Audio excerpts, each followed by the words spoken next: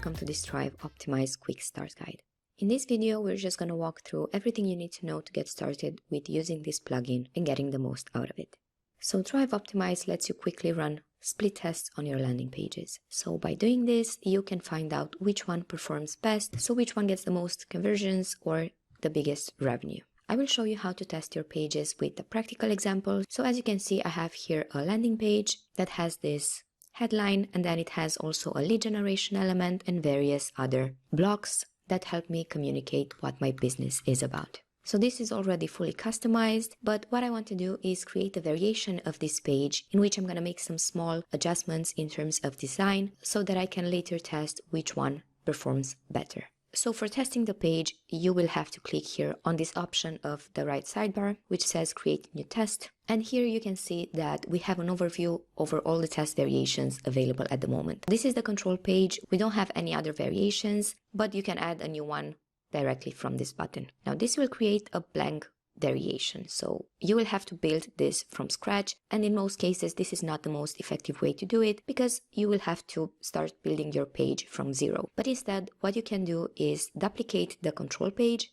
You can give it a name if you want, so you can easily distinguish between your control page and other variations that you might create. And then you can just access the Thrive Architect editor and start making your changes. So for example, what I want to do here is change this headline.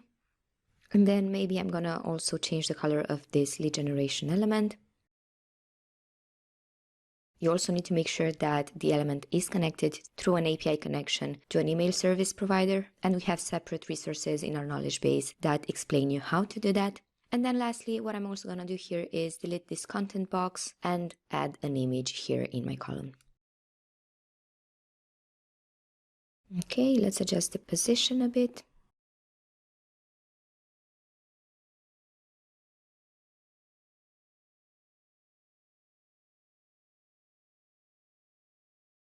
So now I'm pretty satisfied with my changes. I'm just going to save my work and then return to this dashboard from here.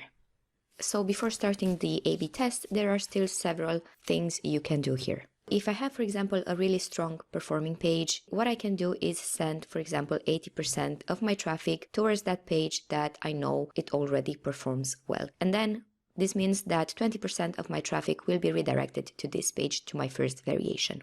But then if I want, I can also distribute the traffic evenly by clicking here. So this means that the visitors will be split in half. Half of them will see this variation, and then half of them will see the control page, and then half of them will see this variation. Now, of course, if you have multiple variations, this traffic will be once more split across all variations in equal parts. Now, besides this, we also have two more functions on this screen. So the first one is the page settings. That simply takes us back to the WordPress editor, where you can now see that we have some information about the available variations.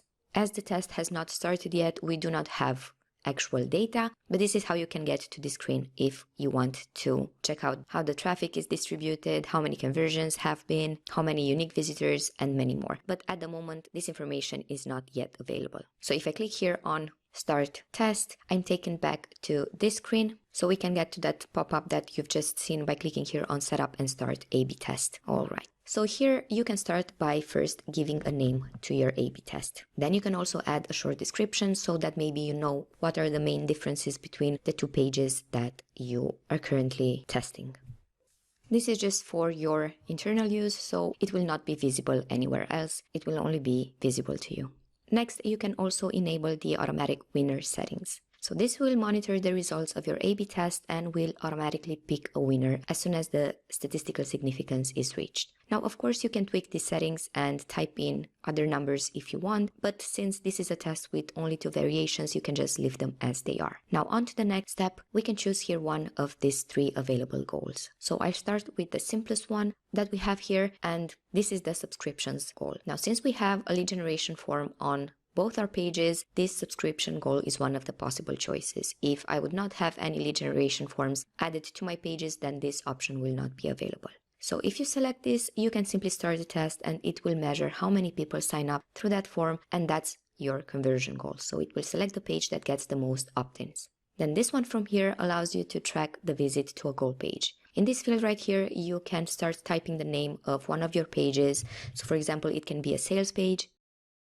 Any visit to the goal page from one of the variations will count as a conversion. So for example, if you want to get people to simply click through to a specific page, you can use this and it will measure how effectively are your pages getting people to get to this page that you set right here. You can also add multiple goal pages if you want, and they will each count as a conversion. Finally, we can also track revenue with this option from here.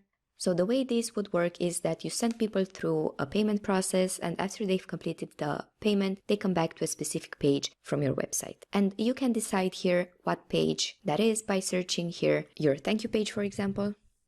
Here as well, you can add multiple pages if you have, and you can assign values to those pages. So as you can see, I've created multiple goal pages, one for each price point. So when someone buys a product, you would know that that is because they've spent maybe $5. And then if they bought another one and they landed on this confirmation page, they maybe spent $10. So this is how you can figure out which version of your test generates the biggest revenue per visitors. So don't worry if you don't use dollars here. This value is used to calculate revenue per visitor, regardless the currency, that doesn't really matter. So once this is set up, you can click on Start A/B Test. And now, because I chose the automatic winner settings, everything else will happen automatically. So there's nothing else that needs to be done at the moment. In the end, the test will simply record the traffic on both pages, on the control page and the variation, and will end up showing the one that generates the most revenue. Now, if you want to view the test details, you can do so by clicking here. This will take you to the Thrive Optimized dashboard. So this shows you a report over time of how your versions are performing. You can see the selected goals from here. You can see that the automatic winner settings are enabled. You can also change them if you click on this button. Then you get to see which is the control page and which is the variation. And then if you want to stop one of the variations, if you would have multiple ones, you can click here on this little red icon.